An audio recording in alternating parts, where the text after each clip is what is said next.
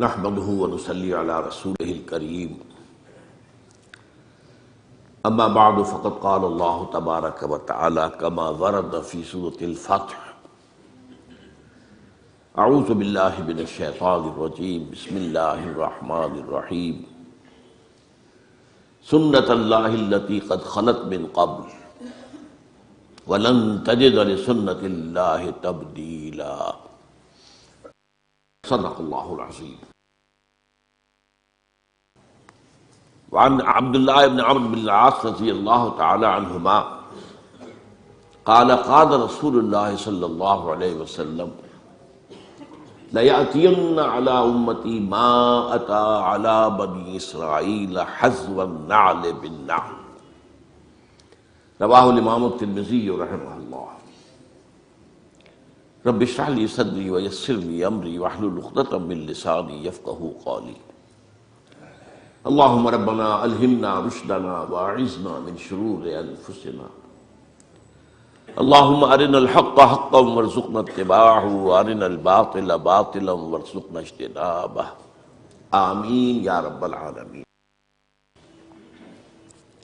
آپ کو یاد ہوگا کہ میں نے اپنی تالیف سابقہ اور موجودہ مسلمان امتوں کا ماضی، حال اور مستقبل کے ایک چیپٹر کی کچھ وضاحت کی تھی. آج میں اسی ضمن میں اور موضوع کو لے رہا ہوں، اور وہ ہے سابقہ امت مسلمہ اور موجودہ امت مسلمہ کے حالات میں مشابہت. یہ بات بنیادی طور پر جان لیجئے کہ اللہ نے یہ کائنات بنائی ہے تو اس کے کچھ کائناتی قوانین بھی ہیں، کونی کائناتی قوانین، اس کے تحت یہ کائنات چل رہی ہے. یہ ضرور ہے کہ ہم یہ مانتے ہیں کہ اللہ جب چاہے ان قوانین کے اندر دخل اندازی کر سکتا ہے، ان کے اندر کوئی تبدیلی کر سکتا ہے. مثلاً اس نے یہ قانون بنایا کہ آگ تو جلاتی ہے، یہ اس کا کام ہے، لیکن حضرت ابراہیم کو آگ نے نہیں جلایا اللہ کے حکم سے، یا نارو کونی بردن. تو یہ اللہ کا اختیار ہے. اس کو ہم کہتے ہیں معجزات. ہمارے ہاں کچھ لوگوں نے ان معجزات کا انکار کیا. سر سید احمد خان مرحوم اس کے سر خیل تھے. اس کے بعد ہمارے ہاں منکرین حدیث کا جو فکر پھیلا ہے تو اس میں معجزات کا انکار بھی شامل ہے. وہ سمجھتے ہیں کہ قانون جو ہے طبعی وہ بالکل اٹل ہے، اس میں کوئی تبدیلی نہیں آ سکتی، کوئی اس کے اندر رکھنا نہیں آ سکتا. لیکن نہیں، ہم مانتے ہیں قوانین ہیں، انہی کے تحت کائنات چل رہی ہے، لیکن اللہ جب چاہے اس کے اندر دخل اندازی کر سکتا ہے. Divine intervention. اس کے ہاتھ بند نہیں گئے ہیں، بلکہ یہ کہ قانون بنانے کے بعد البتہ یہ ضرور ہے کہ وہ روز روز نہیں اس میں انٹرونشن کرتا. یہ شاذ واقعات ہوتے ہیں. ہمیشہ تو ایسا نہیں ہوا کہ آگ نہ جلائے. وہ تو ایک ہی واقعہ ہوا جہاں تک ہمارے علم میں ہے. ورنہ تو موحدین تھے وہ حضرت عیسیٰ کے ماننے والے، جن کو کہ کھائیوں کے اندر قتل اصحاب الاخدود النار ذات الوقود اذ ہم علیہا قعود، ان کو جو ہے جلایا ہے، آگ کی طرف جلے. اسی طرح کچھ قوانین ہیں اخلاقی، مورل لاز، وہ بھی اس دنیا کے اندر ان قوانین میں تبدیلی نہیں ہوتی. پھر وہی بات، کہیں اللہ تعالیٰ کو خاص دخل دینا چاہے اس کا اختیار ہے، لیکن اخلاقی قوانین بھی ہیں کہ جن کے تحت یہ دنیا کا نظام چل رہا ہے. اور عام طور پر قوموں کے عروج اور زوال کے اندر ان اخلاقی قوانین کا بڑا دخل ہوتا ہے. اخلاق کو زوال آتا ہے تو قوم اور تہذیب جو ہے اس کو بھی زوال آ جاتا ہے. بہتر اخلاق والے لوگ پیدا ہوتے ہیں تو قوم کو اور تہذیب کو عروج حاصل ہوتا ہے. ایک تیسرا قانون یہ ہے کہ اللہ جو اپنے نبیوں کو بھیجتا رہا ہے، اور پھر ان نبیوں کے ماننے والوں پر اگر کوئی امت مشتمل ہوئی ہے تو اس کے قوانین کیا ہے، اس کے قواعد کیا ہے، یہ بھی معین ہے، یہ بھی سنت اللہ ہے. چنانچہ ہم دیکھتے ہیں کہ ایک تو وہ سلسلہ ہے جو قرآن مجید میں آتا ہے کہ ایک قانون کے تحت قوم نوح ہلاک کی گئی، قوم ہود ہلاک کی گئی، قوم صالح ہلاک کی گئی، قوم شعیب ہلاک، آل فرعون ہلاک کیے گئے. صدوم اور عامورہ کی بستیاں ہلاک کی گئی. یہ ایک ہے گویا کہ تاریخ اپنے آپ کو دہراتی رہی. اللہ نے رسول بھیجا، قوم نے رد کر دیا، اللہ نے عذاب بھیج دیا. پھر بھیجا، پھر قوم نے رد کر دیا، پھر مختلف قوموں کا معاملہ ہوا. البتہ یہ کہ امتوں کا معاملہ جو ہے، اگرچہ ہم اصولاً تو یہ مانیں گے کہ امتیں بھی اور بہت سی ہوئی ہوں گی جن کا ذکر قرآن میں نہیں ہے، اس لیے کہ قرآن مجید میں یہ تو بات ہے کہ ہم نے ہر قوم کے لیے ایک ہادی بھیجا، وَلِكُلِّ قَوْمٍ ہاد، اور کوئی بستی ایسی نہیں ہے الا خلا فیہا نذیر کہ جس میں کوئی نہ کوئی خبردار کرنے والا نہ آیا ہو. اب ان میں ایسے بھی ہوں گے کہ جن قوموں نے ان کو تسلیم کیا، مان لیا اور ایک امت کی شکل اختیار کی، ان کی بھی تاریخ ہوگی. یہ قرآن مجید اس کو بیان نہیں کرتا، یہ اس کی حکمت ہے. قرآن کے پیش نظر تھے عرب، اور مقصد یہ تھا کہ ان عربوں سے ایک ایسی امت تیار ہو جائے جو پھر پوری دنیا میں اسلام کو پھیلا دے. اب اگر ایسی بات نہ ہوتی تو پھر پوری دنیا کی تاریخ پڑھائی جاتی عربوں کو، پہلے جغرافیہ پڑھائی جاتا، کہاں کہاں کون کون سی امتیں بسی ہیں، کون کون سے رسول آئے ہیں. تو یہ تو ایک ریسرچ کا موضوع تو ہو سکتا ہے، ہدایت کے لیے ضروری نہیں ہے. ہدایت کے لیے کافی ہے کہ ایک خاص علاقے میں حضرت ابراہیم علیہ السلام کی نسل کی 2 شاخوں میں، بلکہ 3 کہہ دیجئے، جو انبیاء اور رسول آئے ان کے حالات بیان کر دیے گئے. یہی لوگ تھے جو جزیرہ نما عرب کے مختلف گوشوں میں آباد رہے، یا یہ جو آج کا شام کا علاقہ کہلاتا ہے اس میں آباد رہے. کچھ ان کا تعلق جو ہے مصر کے ساتھ جڑ جاتا ہے. باقی اس علاقے کا جو ہے یہ انبیاء کرام اور ان کی امتیں، اور ان میں یہ 2 امتیں جو ہیں ان کی بڑی اہمیت ہے. ایک امت موسیٰ علیہ السلام جنہیں کتاب دی گئی، شریعت دی گئی، تورات. ایک امت محمد صلی اللہ علیہ وسلم جس سے ہم وابستہ ہیں، یہ کو ہمیں قرآن دیا گیا اور ہمارے رسول محمد صلی اللہ علیہ وسلم. اب ان میں سے جو پہلی امت ہے، ہمارے ذہنوں میں ان کا کوئی خاص تصور نہیں ہے، کوئی خاص دلچسپی بھی نہیں ہے. ویسے بھی ہماری عام بول چال میں یہودی تو گالی بن چکا ہے، تو اب یہودیوں کی تاریخ سے کیا دلچسپی ہوگی؟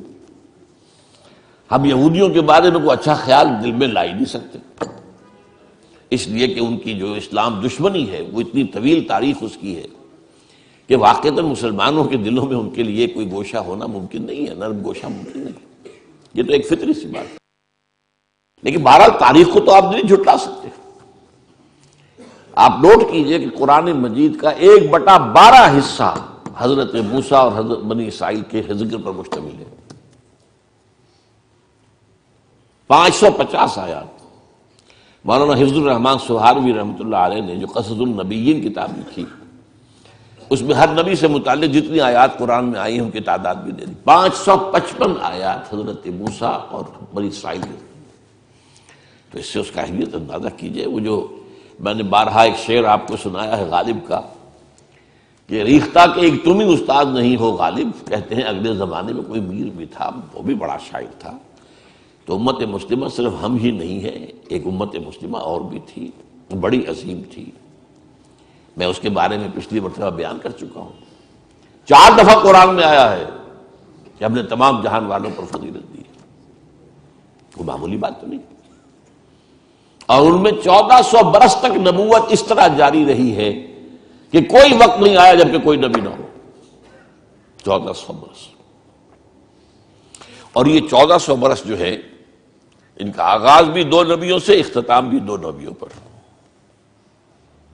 آغاز موسیٰ اور ہارون سے علیہ السلام، اور اختتام عیسیٰ اور یحییٰ پر علیہ السلام. تو اندازہ کیجئے اس کو. پھر ایک اعتبار سے کہ یہ وہ قوم ہے 3500 برس کی تاریخ جو ہے آپ ذرا نوٹ کیجئے. 3500 برس کی تاریخ ان کی موجود ہے، مدون ہے، لکھی ہوئی ہے. اور کون سی قوم ہے دنیا کی جس کی تاریخ اس طرح مدون ہے؟ تو اب آج جو میں بیان کرنے لگا ہوں وہ یہ ہے کہ حضور نے فرمایا کہ مسلمانوں تمہارے اور ان کے مابین بہت مشابہتیں ہوں گی. یہ گویا کہ سنت اللہ جو ہے انبیاء کے بارے میں، رسولوں کے بارے میں، اور پھر ان کی امت میں جو صاحب امت رسول ہوں ان کی امتوں کے بارے میں بعض حقائق جو ہیں ان کو سمجھ لینا چاہیے کہ ان میں بڑی مشابہت ہے۔ مثلا میں نے ایک حدیث آپ کو سنائی، حضرت عبداللہ بن عمرو بن العاص رضی اللہ تعالی عنہما سے یہ مروی ہے اور ترمذی شریف میں ہے، لَيَأْتِيَنَّ عَلَىٰ أُمَّتِي مَا أَتَىٰ عَلَىٰ بَنِي إِسْرَائِيلَ حَذْوَ النَّعْلِ بِالنَّعْلِ، لازماً آ کر رہیں گے میری امت پر بھی وہ سب حالات جو بنی اسرائیل پر آئے، بالکل ایسے جیسے ایک جوڑے کی دو جوتیاں ایک دوسرے سے مشابہ ہوتی ہیں۔ اس میں فصاحت اور بلاغت کا بھی کمال ہے، ادبیت کا بھی کمال ہے اس حدیث میں۔ جوتوں کی مشابہت جو ہے یہ آپ ذرا غور کیجئے کہ جوتوں کو جوتے رکھے ہوئے ہیں تو ان میں پنجے کے رخ کے حساب سے فرق نظر آئے گا، تو یوں ہوں گے۔ تلوے ملا دیجئے تو بال برابر کا فرق نہیں ہوگا۔ تو ظاہر بات ہے کہ 2000 برس کا فصل ہے ان دو امتوں کے مابین، 2000 برس، تو حالات میں تو فرق و تفاوت تو ہوگا۔ اس امت کی تاریخ 1400 قبل مسیح سے شروع ہوتی ہے اور اس امت محمد کی تاریخ 600 بعد مسیح سے شروع ہوتی ہے، 1400 جمع 600 2000 سے۔ تو مشابہت ہے لیکن فرق بھی ہے، لیکن ایسا ہی ہے جیسے جوتوں کے درمیان اوپر سے دیکھو گے تو فرق نظر آئے گا رخ کے اعتبار سے، اور اگر تلوے جوڑ دو گے، ان بٹوین دی لائنز پڑھو گے تو تمہیں معلوم ہوگا حزب النعل بالنعل، جس کے لیے میں کہا کرتا ہوں کاربن کاپی جیسے ہوا کر، آج کل تو ختم ہوا کاربن پیپر وغیرہ، فوٹو سٹیٹ اور یہ اور وہ نہ معلوم کیا کچھ ایجاد ہو گیا ہے۔ ایک زمانے میں تو کاربن پیپر ہوتا تھا، اس کے اوپر کاغذ میں لکھ رہے نیچے بھی اتر آیا، اب اس میں فرق تو نہیں ہو سکتا کاربن کاپی کے اندر، تو اگر بٹوین دی لائنز دیکھیں گے تو کاربن کاپی۔ اچھا ایک اور پہلو کا بھی، وہ میرا آج کا اصل موضوع نہیں ہے لیکن میں اشارہ کر دوں، ایک تو یہ ہے کہ امت پر حالات کون سے وارد ہوں گے، وہ تو اس حدیث میں، امت میں کون سی گمراہیاں پیدا ہوں گی یہ ایک دوسرا موضوع ہے، یہ بھی قرآن مجید میں بیان ہوا۔ یہ جو 10 رکوع ہیں، 5ویں رکوع سے لے کر 15ویں رکوع تک سورہ بقرہ کے، جس میں ایک طویل فرد جرم عائد کی گئی ہے بنی اسرائیل، تم نے یہ کیا، یہ کیا، یہ کیا، یہ کیا، یہ کیا، یہ کیا، جس کے نتیجے میں تم معذور کیے جا رہے ہو، اور اب تمہاری جگہ امت محمد کو ہم نصب کر رہے ہیں۔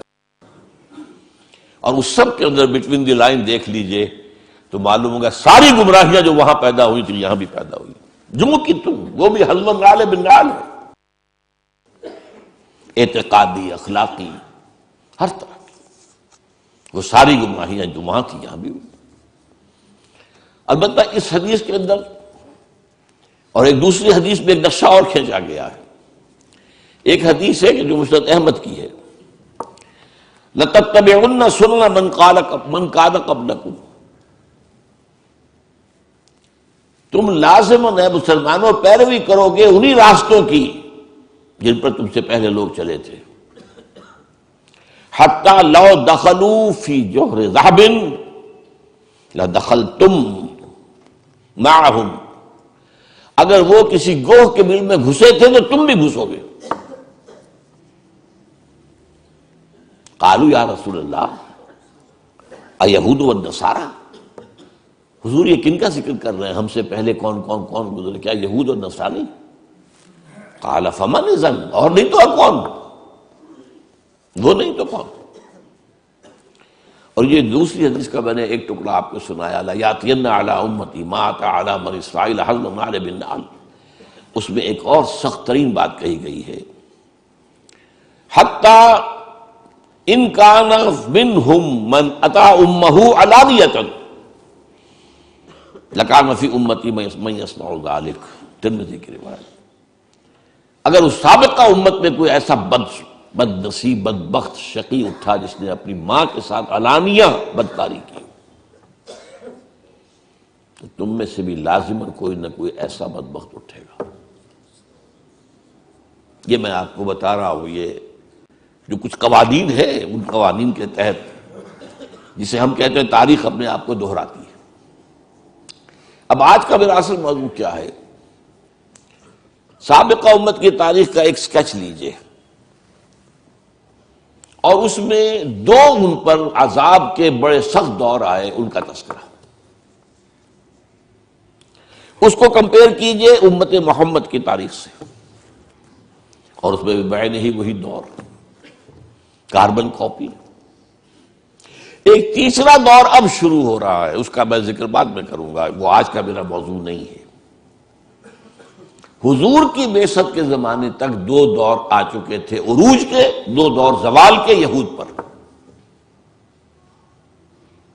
اس کے بعد ایک تیسرا دور اس صدی کے، پچھلی صدی کے آغاز میں شروع ہوا عروج کا، جس کی شکل ہمیں نظر آ رہی اسرائیل، اور جیسے ڈنکے کی چوٹ وہ کھڑا ہے، اور جس طریقے سے جو چاہتا ہے فلسطینیوں کے ساتھ کر رہا ہے، یہ طاقت اس کی۔ بہرحال وہ آج کا موضوع نہیں۔ اب ایک نقشہ ذہن میں جمائیے، دیکھیے اگرچہ بنی اسرائیل کی تاریخ ایک قوم کی حیثیت سے وہ 1800 قبل مسیح سے شروع ہو گئی تھی۔ قوم کیا ہوتی ہے؟ ایک باپ کی نسل، حضرت اسرائیل یعنی حضرت یعقوب، ان کے 12 بیٹے، یہ بنی اسرائیل۔ یہ آباد تھے فلسطین میں، پھر حضرت یوسف کا جو واقعہ ہوا اس کی بنا پر یہ منتقل ہو گئے مصر میں، کئی سو برس وہاں رہے، لیکن یہ قوم تو تھے، ابھی امت نہیں تھے۔ امت بنے ہیں 1400 قبل مسیح میں، جبکہ انہیں تورات دی گئی، کتاب کے ساتھ ہوتا ہے معاملہ۔ وَلَقَدْ آتَيْنَا مُوسَى الْكِتَابَ وَجَعَلْنَاهُ هُدًى لِبَنِي إِسْرَائِيلَ۔ جب یہ بنی اسرائیل کو کتاب دے دی گئی، اب وہ امت ہے ایک، تو 1400 قبل مسیح سے تاریخ شروع ہوئی۔ اس میں ابتدائی دور ان کا جو ہے حضرت موسیٰ اور ہارون علیہ السلام کا، اس میں یہ واقعہ تو ہو گیا کہ آل فرعون ہلاک ہو گئے اور بنی اسرائیل مصریوں کی غلامی سے نکل کر اور صحرائے سینا میں آ گئے، لیکن اس کے بعد جب ان سے قتال کے لیے کہا گیا، اس کوڑا جواب دے دیا، تو 40 برس کی سزا تو انہیں نقد مل گئی کہ اب یہ ارض مقدس جو ہے فلسطین، جو انہیں ہم ابھی دے دیتے اگر یہ بزدلی نہ دکھاتے، اب یہ 40 برس تک حرام رہے گی۔ 40 برس کے بعد حضرت یوشع ابن نون، خلیفہ اول حضرت موسیٰ کے، ان کی سرکردگی میں انہوں نے جنگ کی اور فلسطین فتح کیا۔ لیکن جو سب سے بڑی غلطی کی وہ یہ کہ ایک مرکزی حکومت قائم نہیں کی، 12 قبیلوں نے 12 حکومتیں بنا لی۔ کتنا چھوٹا سا تو علاقہ ہے، فلسطین کوئی بہت بڑا ملک تو نہیں، تو 12 حکومتیں۔ اب ان کا آپس میں جھگڑا، لڑائی، دنگا فساد، ایک دوسرے کے خلاف ایک دوسرے کی مدد، اور پھر ایک دوسرے کے خلاف مدد کے لیے باہر والوں سے، غیروں سے، مشرکین سے مدد لینا۔ تو یہ بہت تباہ ہو گئے تھے تقریباً 300 برس بعد حضرت موسیٰ کی۔ اس کے بعد پھر یہ ہے کہ انہوں نے جو اس وقت کے نبی تھے ان سے کہا کہ ہمیں کوئی سپہ سالار، کوئی بادشاہ ہمارا مقرر کر دیں تاکہ ہم جنگ کریں۔ اب تو حضرت طالوت کو اللہ تعالیٰ نے مقرر کیا، پھر ان کی جنگ ہوئی جس کا سورہ بقرہ میں ذکر ہے۔ حضرت داؤد نے جالوت کو قتل کیا۔ یہاں سے ان کا خلافت راشدہ کا دور شروع ہوتا ہے، یعنی نوٹ کیجئے ہماری خلافت راشدہ حضور کے دور کے ساتھ متصل ہے، ان کی خلافت راشدہ اور ان کے دور نبوت کے درمیان 300 برس کا فاصل ہے۔ پہلا فرق نوٹ کر لیجیے۔ لیکن مشابہت کا حال کیا ہے؟ ہمارے ہاں بھی 3 خلافتیں متفقہ علیہ چلی، ابو بکر، عمر، عثمان، حضرت علی کی خلافت میں اختلاف ہو گئے۔ وہاں بھی 3، طالوت، داؤد، سلیمان، یہ 3 کا دور ہے، 100 برس کا، یہ ان کی خلافت راشدہ ہے۔ اس کے بعد تقسیم ہو گئی، حضرت سلیمان کے بعد اب یہ 2 سلطنتیں بن گئی۔ ایک شمالی تھی چھوٹی، اسرائیل اس کا نام تھا، سامرا اس کا دارالخلافہ۔ ایک جنوبی بڑی تھی، یہودا، یروشلم اس کا صدر مقام تھا۔ بہرحال یہ دونوں حکیمتیں کچھ دور چلیں، پھر زوال اخلاقی آیا، اخلاقی زوال، اعتقادی زوال، عملی زوال۔ اس کے نتیجے میں اللہ کا عذاب نمبر 1۔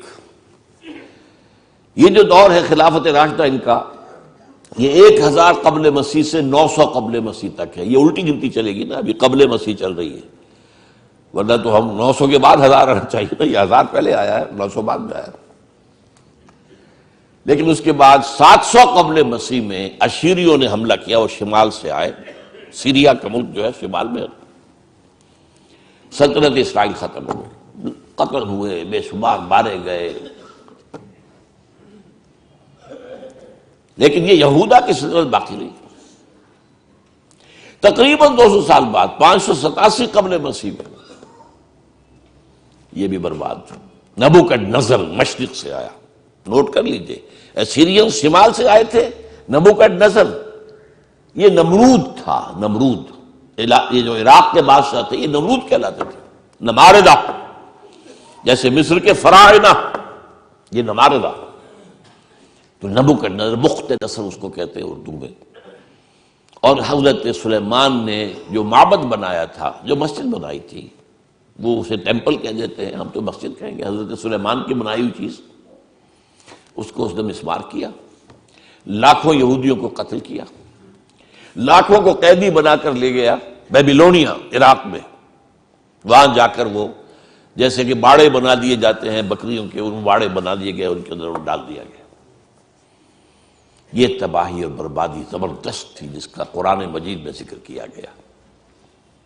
ہیکل سلیمانی کی ایک اینٹ بھی سلامت نہیں رہی، اور ایک انسان بھی زندہ نہیں بچا،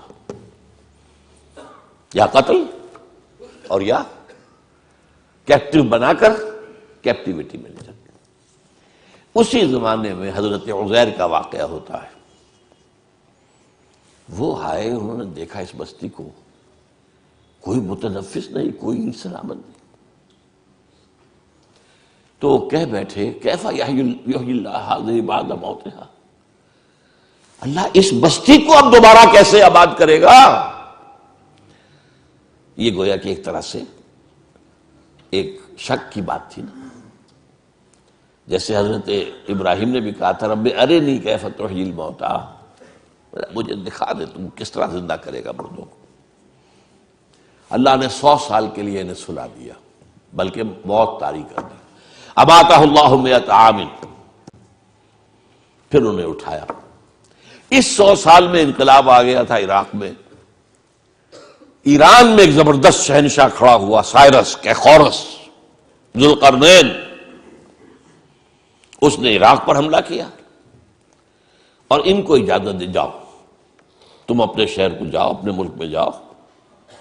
اور اس کے بیٹے داریس نے بہت مدد بھی کی، پیسے بھی بہت دیے، ساز و سامان بھی دیا، جاؤ آباد ہو جاؤ تم فلسطین میں۔ یہ واپس آئے۔ یہ ہے کوئی 100-150 برس کا عرصہ کیپٹیوٹی کے اندر گزرا۔ اسی کے دوران 100 برس حضرت عزیر، ان پر اللہ نے موت طاری کیے رکھی۔ اب وہ آپ جاگے ادھر سے، اب ان کا واپس آنا شروع ہوا، تو ان میں پھر حضرت عزیر علیہ السلام نے توبہ کی منادی کی، ریپنٹ، توبہ کرو، رجوع کرو، پلٹو اللہ کی جناب میں۔ انہوں نے اس کو لبیک کہا، اس دعوت کو، تو اللہ نے ان کو پھر ایک عروج دیا۔ نوٹ کرتے جائے، پہلا عروج خلافت راشدہ ان کی، 1000 قبل مسیح سے 900 قبل مسیح تک۔ اب یہ جو زوال کا زمانہ ہے، ظاہر بات ہے قوموں کا زوال بھی 2-4 سال کی بات تو نہیں ہوتی نا، وہ تو صدیوں کا معاملہ ہوتا ہے۔ اوپر ابھرنے میں بھی صدیاں لگتی ہیں، گرنے میں بھی کوئی ایک دن میں تو نہیں گر جاتا۔ لیکن اس کے بعد ان کے اندر جو ایک روح دوبارہ بیدار ہو گئی، ایمان، اخلاق صالحہ، عقائد درست، توحید، تو اللہ نے پھر انہیں دوبارہ عروج دیا۔ مکابی سلطنت قائم ہوئی، جو بہت بڑی سلطنت تھی، حضرت سلیمان کی سلطنت سے زیادہ بڑی تھی زمین رقبہ کے اعتبار سے۔ حضرت سلیمان کو اللہ نے جو حکومت دی تھی وہ تو کسی اور کو دی نہیں، کہ ہوا پر بھی حکم چلتا تھا اور جنات پر بھی، اور وہ پرندوں کی بولی بھی سمجھتے تھے۔ یہ بات تو وہ ہے جس کے بارے میں قرآن میں ہے انہوں نے دعا کی تھی اللہ مجھے وہ حکومت عطا کیجو جو کسی اور کو نہ دے دو، اللہ نے ان کی بات مانی۔ لیکن رقوہ زمینی جو ہے مکابی سلطنت کا حضرت سلیمان کی سلطنت سے بھی زیادہ تھا۔ تو یہ دوسرا عروج ہو گیا ان کا۔ لیکن اب پھر دوبارہ زوال آیا، یہ تو ہے نا اوپر نیچے کا معاملہ، ہر کمال راز والے، یہ بھی اللہ کے قانون میں سے ایک ہے۔ ہر کمال کے بعد ایک زوال آتا، ہر مد کے بعد ایک جزر ہے، ہر جزر کے بعد ایک مد ہے۔ اب جو ان کے اندر زوال آیا تو اب ان پر جو عذاب کے کوڑے پڑے ہیں، پہلے یونان سے نکلا سکندر اعظم، رونتا ہوا چلا گیا، وہ تو پھر جلدی مر گیا۔ سلیوکس اس کا جو سالار تھا اس نے یہ حکومت قائم کی، انہیں رگڑا اچھی طرح۔ یونانی ختم ہوئے تو رومی آ گئے، رومیوں نے رگڑا ان کو۔ یہ رومیوں کا اقتدار کا زمانہ تھا جب حضرت مسیح بھیجے گئے، ان میں اقتدار ان کا تھا، اگرچہ لوکل انہوں نے ایک حکومت یہودیوں کی قائم کر رکھی تھی۔ جیسے ہمارے ہاں انگریز کے دور میں یہ ریاست بھاولپور ہے، نواب بھاولپور بیٹھے تو وہ کوئی اختیار تو ان کا نہیں ہوتا تھا، وہ تو ریزیڈنٹ انگریز بیٹھا ہوا ہے، وہ سارے معاملات تو وہ کنٹرول کرتے تھے۔ یہ ایسے ہی راج جو ہے راجا مہاراجا نواب، تو اصل حکومت تو انگریز کی تھی۔ تو یہ رومنز کی حکومت کے تحت جو ہے ان کا ایک لوکل نظام تھا، مذہبی نظام بھی تھا۔ سین ہیڈرن ان کا ایک بہت بڑا ادارہ تھا جس میں ان کے بڑے بڑے ربائی بیٹھے ہوتے تھے، فیصلے کرتے تھے۔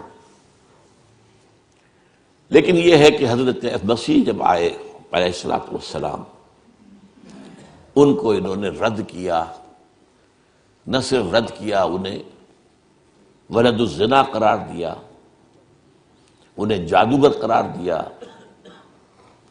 ان کو کافر اور مرتد قرار دیا، واجب القتل قرار دیا۔ آخری سلوک جو کسی رسول سے کسی امت نے کیا ہو کبھی، میں نہیں سمجھتا کہ اس کے آس پاس کا کوئی معاملہ کسی رسول کے ساتھ ہوا۔ سین ہیڈرن جو تھا ان کا، انہوں نے فیصلہ کیا یہ واجب القتل ہے، لیکن ایگزیکیوٹ نہیں کر سکتے تھے، خود نہیں کر سکتے تھے۔ وہ جو پائلیٹس پونٹس بیٹھا ہوا تھا گورنر، وہ کر سکتا تھا۔ اس سے کہا گیا اسے سولی چڑھاؤ، اس نے کہا ہمارے علم میں تو اس کا کوئی جرم ہے نہیں، کیسے سولی چڑھا دے؟ آخر رومن امپائر قانون کے اوپر چلنے والی تھی، کہ نہیں ہمارا معاملہ ہے، ہمارا حکم ہے، ہمارے سین ہیڈرن کا فتویٰ ہے، ہمارے بڑے بڑے جو مفتی بیٹھے ہوئے ان کا فتویٰ ہے۔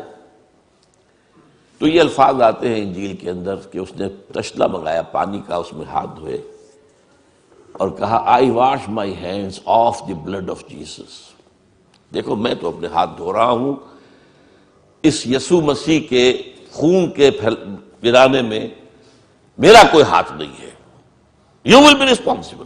ان کا ہاں ہم سب لیتے ہیں اپنے اوپر گناہ، اس کا لیتے ہیں، ہم لیتے ہیں، اگر کوئی گناہ ہے تو ہم پر ہے اور ہماری اولاد پر ہے۔ اتفاق سے اسی ہفتے جو آیا ہے نیوز ویک، اس میں ایک مضمون ہے، یہ جو قانون جو ان کا معاملہ تھا یہ ان کے ہاں طے شدہ رہا ہمیشہ عیسائیوں کے ہاں کہ یہودیوں نے قتل کیا ہمارے جو بھی وہ خدا کا بیٹا جسے کہتے ہیں، خدا ہی کہتے ہیں۔ لہذا یہودیوں کے سخت دشمنی تھی، سخت نفرت تھی، انہیں بری طریقے سے جو ہے وہ کچلتے تھے، قتل بھی کرتے تھے، قتل عام بھی کرتے تھے، یہ سب کچھ ہوتا رہا۔ لیکن 1965 میں جو مر گیا ہے پوپ، اس نے کہا کہ نہیں، ان یہودیوں پر وہ جو ہے مسیح کے خون کا کوئی ذمہ داری ان پر نہیں۔ تو اس کے خلاف کچھ ان کے جو ہے جو بشپس ہیں انہوں نے بغاوت کی کہ یہ غلط ہے، یہ کیسے تم نے بدل دیا معاملہ، یہ بائبل میں لکھا ہوا ہے، 1965 برس کے بعد تمہیں یاد آیا ہے۔ بہرحال وہ ایک بہت اچھی ایک بحث ہے جو اس میں آئی ہے، تو وہ میں نے کہا ہے کہ اس کو ہم شائع کریں میثاق میں، تاکہ اس میں ندائے خلافت میں آپ کو اس کی معلومات حاصل ہو۔ بہرحال انہوں نے بس پڑھتے تو سولی پر چڑھا دیا۔ اللہ نے کیا کیا یہ چھوڑ دیجئے، کیا کیا اللہ نے؟ اٹھایا، زندہ اٹھایا۔ اس کی جگہ پر کون ہوا ہے؟ کروسیفکشن تو ہوئی ہے، کس کی ہوئی ہے؟ وہ سینٹ برنباس جو ہے حضرت مسیح کے حواریین میں سے ایک کی انجیل جو ہے ایونجیلیم برنابے، سینٹ برنباس کی انجیل، اس کے اندر واقعہ لکھا ہوا ہے کہ اصل میں جس حواری نے غداری کر کے پکڑوایا تھا، گرفتار کروایا تھا حضرت مسیح کو، اس کی شکل حضرت مسیح کی بنا دی گئی اللہ تعالیٰ نے. اور جب وہ فوجی داخل ہوئے ہیں رومی گرفتار کرنے کے لیے، تو اس سے پہلے ہی اللہ کی طرف سے 4 فرشتے آئے ہیں، چھت پھٹی ہے اس کوٹری کی، اور وہ حضرت مسیح کو لے گئے. اب یہ گھبرایا ہوا باہر نکلا، تو بقیہ جو حواری تھے وہاں ان کے، اے ہمارے استاد، اے ہمارے آقا. بس وہ رومنز نے سمجھا یہی ہے، اس کو پکڑا اور وہ ہے جو سولی چڑھا ہے. یہ ہے، ہمارے ہاں نہیں ہے، یہ نہ قرآن میں ہے، نہ حدیث کی کسی کتاب میں ہے، نہ میرے علم کی حد تک کسی تفسیر میں ہے. یہ تو پچھلی صدی میں پوپ کی لائبریری سے برآمد ہوئی. اس لیے کہ آپ کو معلوم ہونا چاہیے کہ انجیلیں سینکڑوں تھی تعداد میں، 300 انجیلیں تھیں. ان میں سے 4 سلیکٹ کی انہوں نے کہ یہ ہمارے ہاں کینونیکل کہلائیں گی، قانونی مستند انجیلیں 4 ہیں. متی کی ہے، مارک کی ہے، لوک کی ہے، جان کی ہے، 4 ہیں. تو گویا کہ 296 تو اپوکریفل کہلاتی ہیں، غیر قانونی، غیر مستند انجیلیں موجود ہیں. ان میں سے ایک انجیل ہے برنباس کی. آپ وہ مانتے ہیں کہ ہاں برنباس حضرت مسیح کے حواریوں میں سے ایک تھی، یہ مانتے ہیں، لیکن انجیل کو نہیں مانتے. وہ کہہ رہے ہیں کسی مسلمان نے لکھی. مسلمان نے لکھی ہوتی تو مسلمانوں کے علم میں ہوتی، مفسرین نے کئی حوالے دیے ہوتے. قرآن مجید میں یہ تو ہے اللہ نے اٹھا لیا، کب اٹھایا، کس وقت اٹھایا، کیسے اٹھایا، یہ قرآن میں نہیں ہے. عقیدہ ہمارا ہے اللہ نے زندہ اٹھایا ہے، وہ دوبارہ آئیں گے، ان پر موت وارد نہیں ہوئی. بہرحال وہ تو معاملہ ختم ہوا، اس کو سولی دے دی گئی. اس کے بعد حضرت مسیح علیہ السلام کے رفع سماوی کے 40 برس بعد سن 70 عیسوی میں اب عذاب کا دوسرا کوڑ آیا زبردست. انہوں نے کچھ بغاوت کی تھی. ان کے ہاں ایک انڈر گراؤنڈ موومنٹ چل رہی تھی رومیوں کے خلاف، زیلوٹس کہلاتے تھے، زیلوٹس. انہوں نے بغاوت کی. ٹائٹس رومی جنرل نے پھر جو ان کو 1,33,000 یہودی ایک دن میں قتل کیا یروشلم میں. اور انہوں نے جو دوسرا بنا لیا تھا حضرت عزیر کے بعد علیہ الصلوۃ والسلام، دوسرا جو ان کا جو ہیکل سلیمانی، سیکنڈ ٹیمپل جسے کہتے، وہ گرا دیا اور یہودیوں کو نکال دیا گیا. نکل جاؤ یہاں سے، کوئی یہودی فلسطین میں نہیں رہے گا. یہ کہلاتا ہے ان کا ڈایاسپورا. اب یہ چلے گئے، کوئی روس میں چلے گئے، کوئی سینٹرل یورپ کے ملکوں میں چلے گئے، کوئی شمالی افریقہ میں چلے گئے، ترکی میں آ کے آباد ہو گئے، ہندوستان میں آ گئے. کراچی میں بھی ایک مجلس ہے سینیگوگ ان کی، مسجد بنی اسرائیل، تالا لگا رہتا اس میں، لیکن معلوم ہوتا ہے یہاں بھی کوئی یہودی آ گئے تھے. اب کوئی نہیں ہے غالباً وہاں موجود. ایران میں تو اب بھی ہے بہت سے.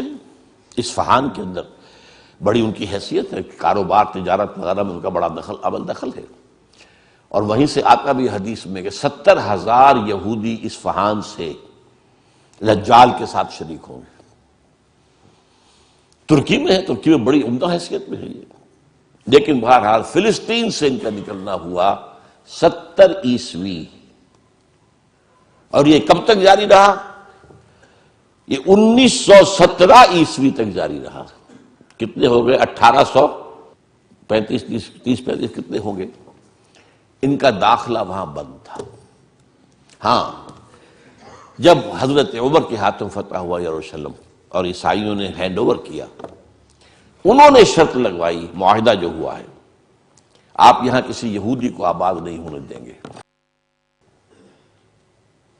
حضرت عمر نے کہا ٹھیک ہے یہاں آباد نہیں ہونے دیں گے، لیکن ان کو یہ اجازت ہوگی کہ وہ آئیں، اپنے مقامات مقدسہ کی زیارت کریں اور چلے جائیں. وہ کوئی جائیداد نہیں خرید سکیں گے، کوئی مکان، کوئی کھیت، کچھ نہیں. سیٹلمنٹ کی اجازت نہیں ہوگی. سیٹلمنٹ کی اجازت ہوئی ہے 1917 میں بالفور کے ذریعے. وہ میں پھر اس اگلی بحث میں بیان کروں گا کہ یہ کیا معاملہ ہوا، کس طور سے ہوا. یہ جو خاکہ بنا ہے، 2 عروج 2 زوال. پہلا عروج 1000 قبل مسیح سے 900 قبل مسیح تک ان کی خلافت راشدہ. پہلا زوال ایسیرینز کے ہاتھوں جو شمال سے آئے، نیبوکڈ نظر کے ہاتھوں جو مشرق سے آئے، تباہی اور بربادی. دوسرا عروج مکابی پاور، دوسرا زوال at the hands of the European powers, the Greeks and the Romans. یہ نقشہ اب دیکھیے، نقشہ سنت امت مسلمہ کا. امت مسلمہ کا پہلا عروج عربوں کی زیر قیادت، حضور عرب، خلافت خلفائے راشدین عرب، بنو امیہ عرب، بنو عباس عرب، یہ عربوں کے زیر اثر. اور عباسی حکومت بہت زبردست حکومت تھی، اس میں کوئی شک نہیں. خلافت راشدہ تو ہماری چار ہی کی ہے، ابو بکر، عمر، عثمان، علی، اور میں پانچواں شامل کرتا ہوں حضرت حسن. اور اس کے بعد بھی عام طور پر پانچواں لوگ لیتے ہیں، عمر بن عبدالعزیز، میں کہتا ہوں وہ چھٹے ہیں، ٹھیک ہے. لیکن مسلمان تو ترقی کرتے چلے گئے نا، خلافت ختم ہوئی ہے، ملوکیت آئی ہے، مسلمانوں کا اقتدار تو بڑھتا چلا گیا. عباسی دور کس قدر وسیع ہونا. لیکن اس کے بعد اسی عباسی دور میں جب زوال آیا، اضمحلال آیا، اور بڑی سلطنتوں میں اضمحلال کیا آتا ہے کہ پہلے طوائف الملوکی ہو جاتی ہے. کہنے کو تو مرکزی حکومت قائم ہے، لیکن گورنرز جو ہے مختلف علاقوں میں یہ بیٹھے ہیں، یہ سلاطین ہیں، یہ راجے ہیں، یہ مہاراجا ہیں. جیسے مغل سلطنت کو 150 برس جو ہے لگے تھے ختم ہونے میں، اسی طریقے سے کئی 100 برس کا معاملہ ہے. لیکن پھر اب دیکھیے، پہلا عذاب شمال سے آیا کروسیڈرز کے ہاتھوں، لاکھوں مسلمان قتل ہوئے، پورا میڈیٹرینین کا ایریا جو ہے تباہ و برباد ہوا.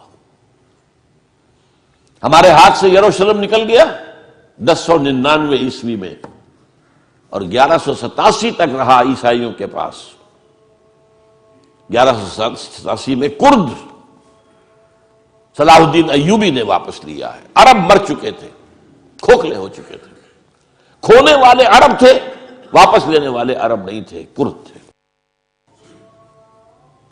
آگے ایک کاربن کاپی آ گئی، شمال سے اسیرینز، شمال سے کروسیڈرز، مشرق. اس کے بعد اگلا آیا مشرق سے دی تاتاری ہورڈز،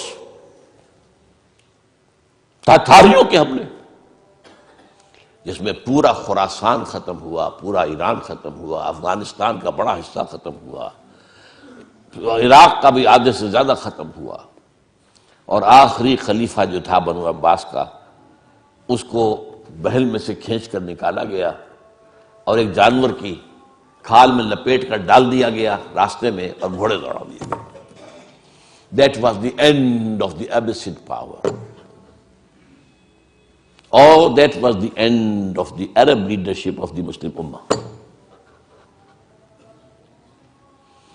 یہ 2 سال اس سے پہلے اور 200 سال اس کے بعد، یہ وہ دور ہے گراوٹ کا، پستی کا. اس کے بعد اب جو وہاں ہوا تھا یہاں بھی ہوا. عجیب بات ہے، جن تاتاریوں نے کروڑوں مسلمانوں کو مارا وہ اسلام لے آئے. اب ان کے ہاتھوں، ان کے ذریعے سے امت مسلمہ، مسلمانوں کو عروج کا دوسرا دور آیا. فرق یہ ہے کہ کوئی مرکزی حکومت تو ایک قائم نہیں ہوئی،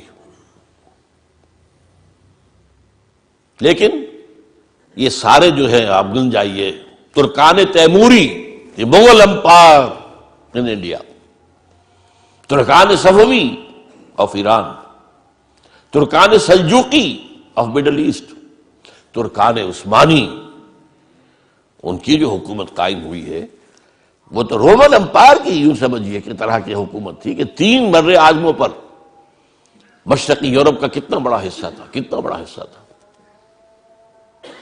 شمالی افریقہ، پورا مغربی ایشیا کا بڑا چنک یہ سلطنت عثمانیہ میں شامل تھا. یہ ہمارا دوسرا عروج کا دور ہے. لیکن پھر زوال آیا، ہر زوالے، ہر کمال رہا زوالے. پھر گراوٹ آئی، پھر اخلاق گرے، پھر عقائد کے اندر مشرکانہ اوہام آئے، نئی سے نئی رسومات ایجاد کی گئی. اب جو زوال آیا وہاں کن کے ہاتھوں آیا تھا؟ European, Greeks and Romans. ہم پر آیا کن کے ہاتھوں؟ سب سے پہلے اسپینیئرز کے ہاتھوں. ہسپانیہ کے عیسائیوں نے مسلمان کی حکومت ختم کی وہاں پر اور تہس نہس کر دیا. 1258 میں فال آف بغداد ہوا ہے اور 1492 میں فال آف گرناڈا، سقوط غرناطہ، اور اس کے بعد 10-15 سال کے اندر اندر جہاں 800 برس تک مسلمانوں کی حکومت رہی تھی، ایک فرد بشر بھی مسلمان نہیں زندہ چھوڑا، either massacred اور burnt alive، یا جہازوں میں بھر بھر کے لے جا کر اور شمالی افریقہ کے ساحلوں پر ڈالتی، اور پھر یہاں سے طاقت کا واسکو ڈی گاما نے راستہ تلاش کیا، اور واسکو ڈی گاما کے راستے سے round the Cape of Good Hope پھر یہ مغربی یورپ کی طاقتیں آئیں، انڈونیشیا ختم ہوا، ہندوستان کی حکومت ختم ہوئی، ہوتے ہوتے 20ویں صدی کے آغاز میں آ کر پہلی جنگ عظیم کے بعد سلطنت عثمانیہ ختم ہو گئی۔ کہاں تھی کچھ پتہ نہیں۔ The great Ottoman Empire just vanished from the map of the world۔ آج کوئی بتا نہیں سکے گا کہاں ہوتی تھی۔ یہ عجیب تھی پچھلی صدی جو تھی 20ویں صدی۔ اگر آپ لوگ وقت کے ساتھ کچھ اپنا ذہنی ربط رکھتے ہوں، 20ویں صدی کے اندر 2 یہ کام ہوئے ہیں۔ اس کے پہلے حصے میں سلطنت عثمانیہ نسیم منسیہ، آخری حصے میں دی گریٹ سوویت یونین نسیم منسیہ۔ اب کوئی نہیں بتا سکتا سوویت یونین کہاں ہوتی تھی، نئے نقشوں میں کون بتا سکے گا؟ تو یہ 2 بڑے بڑے جو ہیں ختم ہوئے ہیں ایک صدی کے اندر۔ یہ ہے اصل میں لَيَأْتِيَنَّ عَلَىٰ أُمَّتِي مَا أَتَىٰ عَلَىٰ بَنِي إِسْرَائِيلَ حَسْبَ النَّعْلِ بِالنَّعْلِ۔ میری امت پر بھی وہ تمام حالات وارد ہو کر رہیں گے جو بنی اسرائیل پر ہوئے تھے، بالکل ایسے جیسے ایک جوڑے کی ایک جوتی دوسری جوتی سے مشابہ ہوتی ہے، کاربن کاپی۔ یہ ہے 2 امتوں کا معاملہ۔ یہ تھوڑی سی جو گفتگو میری ہے اس کتاب میں میں نے اس کو ذرا اب اگر آپ اس کو پڑھیں گے تو آپ کے ذہن نشین ہوتی جائے گی، ہر چیز وہ نقشہ آپ کے ذہن میں بن جائے گا۔ یہ 3000 برس کی تاریخ بنی اسرائیل کی، کیونکہ میں نے جو کہا تھا 3400 یا 3500 برس، وہ شروع کی ان کی قومی تاریخ بھی شامل کی تھی، ورنہ یہ کہ 2000 برس ان کے ہیں امت کی حیثیت سے حضور کی آمد تک 2000 سال، 1400 قبل مسیح سے 600 بعد مسیح۔ بہرحال حضور کے وقت تک یہ 4 ادوار ان پر آ چکے تھے۔ اس کے بعد جو ایک دور آیا ہے، اور مسلمانوں پر بھی اس کا ایک جو ہے کاربن کاپی اس کی آ رہی ہے۔ اقول قولی ھذا واستغفر اللہ لی ولکم ولسائر المسلمین والمسلمات۔